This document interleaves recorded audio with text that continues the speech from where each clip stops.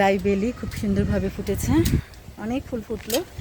এখন আমি এখন আমার এই পেঁপে গাছটাকে কেটে ফেলবো, এটাকে আর রাখবো না।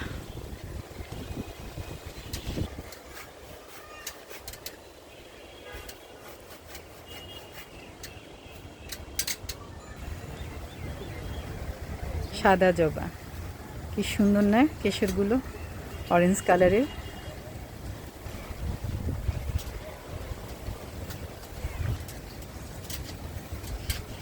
এই তো কত বড়, ভারী কত, বাপরে।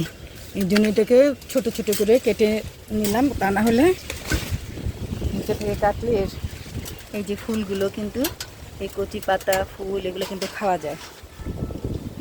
হ্যাঁ, তারপরে আবার নিচে থেকে একটু কাটো, ধাপে ধাপে কেটে ফেলো। এরকম ধাপে ধাপে কেটে নিলে বড় গাছ অন্য গাছের উপর পড়ে যাওয়ার আর ভয় থাকে না। কারণ একদম গোড়া থেকে কাটলে যেটা হবে, অন্য গাছের উপর পড়ে যাবে, এর ভার হাতে ধরা যাবে না, তখন আরেকটা গাছ নষ্ট হয়ে যাওয়ার ভয় থাকে।